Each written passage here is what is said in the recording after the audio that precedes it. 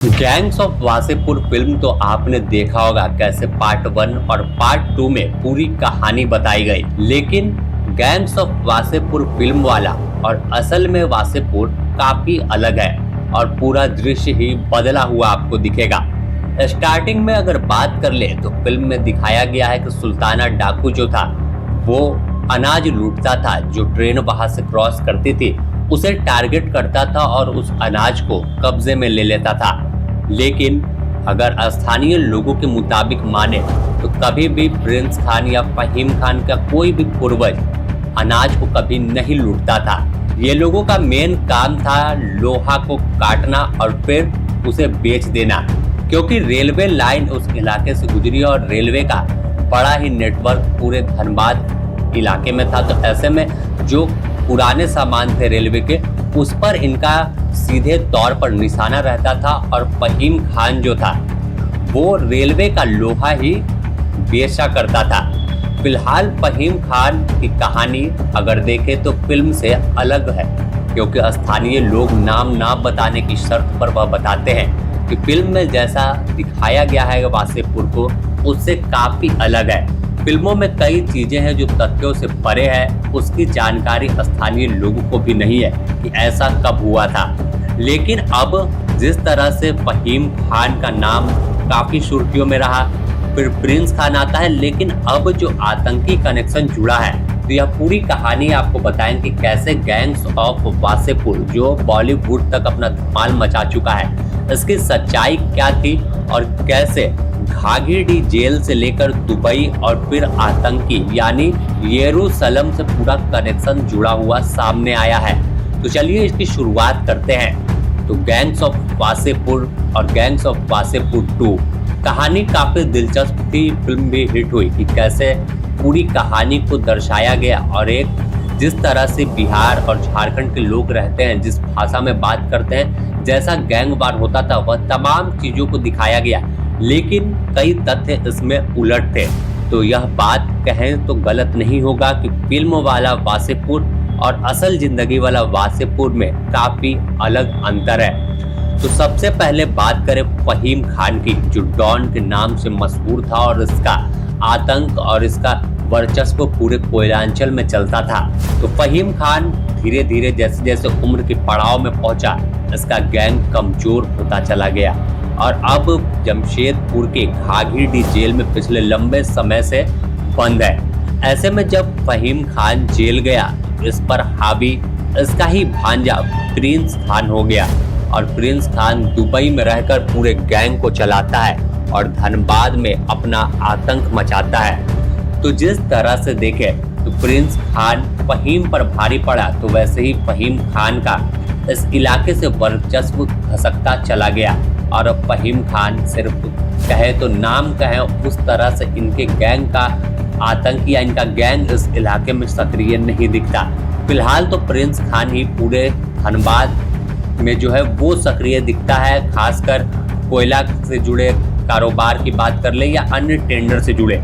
और अगर मेन काम देखे चाहे फहीम खान का हो या प्रिंस खान का, तो इनका मेन काम है कि लोहा और टेंडर, खासकर फहीम खान का। और जब प्रिंस खान की एंट्री हुई तो इस काम को और विस्तार दिया। फहीम खान के तमाम कामों पर पहले अपना पकड़ बनाया और इसका कोयला, जमीन और टेंडर में मेन दखल रहता है। कोई भी टेंडर बिना प्रिंस खान के मैनेज के वहां पर नहीं होता, या कोई जमीन बड़ी डील हो रही है तो उसमें प्रिंस खान की एंट्री जरूर होती है। और साथ ही कोयला नगरी है तो कोयला में दखल तो जाहिर है कि ये आम बात है वहां पर। लेकिन अब जिस तरह से आतंकी कनेक्शन इस वासेपुर का जुड़ा है, चर्चा फिर पूरे देश में है कि वासेपुर इतना कैसे बदला, तो उसकी कहानी बताते हैं। अगर देखें तो प्रिंस खान दुबई में है, फहीम खान घाघीडीह जेल में बंद है और अब आतंकी जो है यरूशलेम यानी हिजबुत तहरीर जो आतंकी है यरूशलेम का है। तो यह तीनों लिंक कैसे जुड़ेगा और क्या खुलासा होगा।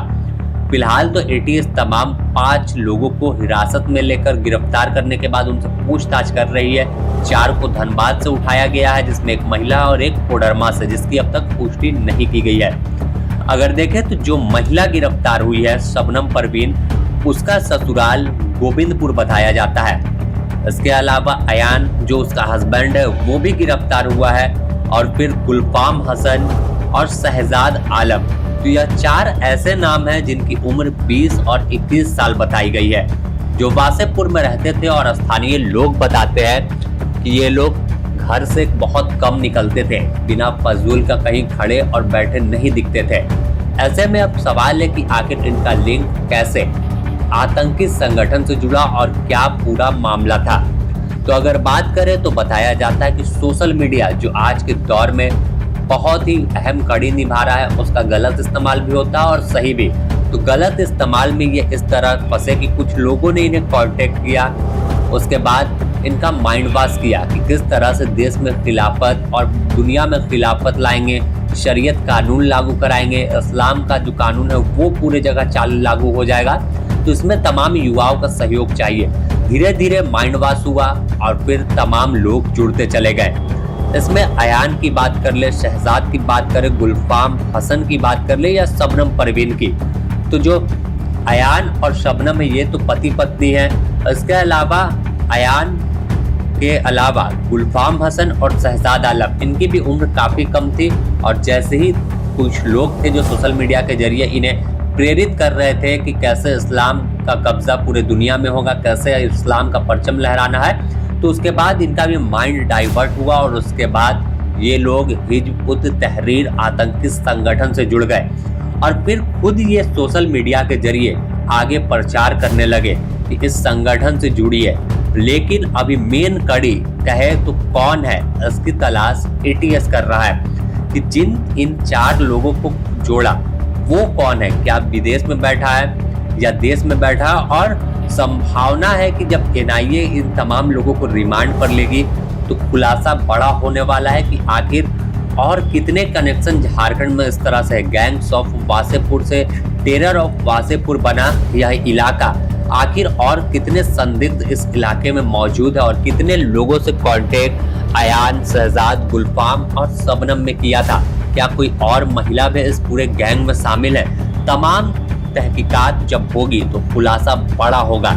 लेकिन एक बात साफ है कि एनआईए की जो जब दखल इस पूरे केस में होगी तो कई तथ्य सामने आएंगे और हो सकता है कि इसके तार धनबाद से निकलकर रांची और फिर अन्य जगहों पर जा सकते हैं, क्योंकि जब देखा गया है पहले कि किस तरह से तमाम आतंकी गतिविधियों का सेंटर पॉइंट रांची निकला था, रांची के अलावा हजारीबाग, जमशेदपुर सामने आया था। तो तमाम पहलुओं पर जब जांच होगी तो खुलासा तो होगा। लेकिन फिलहाल तो साफ है कि जो पिस्टल, लैपटॉप, मोबाइल और दस्तावेज बरामद हुए वह बताने के लिए काफी है कि किस रास्ते पर वासेपुर बढ़ रहा था और यह प्रिंस खान और फहीम खान से भी घातक आतंकी संगठन बनाने की तैयारी थी। तो देखना होगा कि आखिर इसमें खुलासा क्या होता है और कैसे इनका कारोबार जो फिल्मों में दिखाया गया उससे अलग है और कैसे वासेपुर अब आतंक के रास्ते पर आगे बढ़ रहा था। द न्यूज़ पोस्ट इससे जुड़ी और भी अपडेट आपको देगा।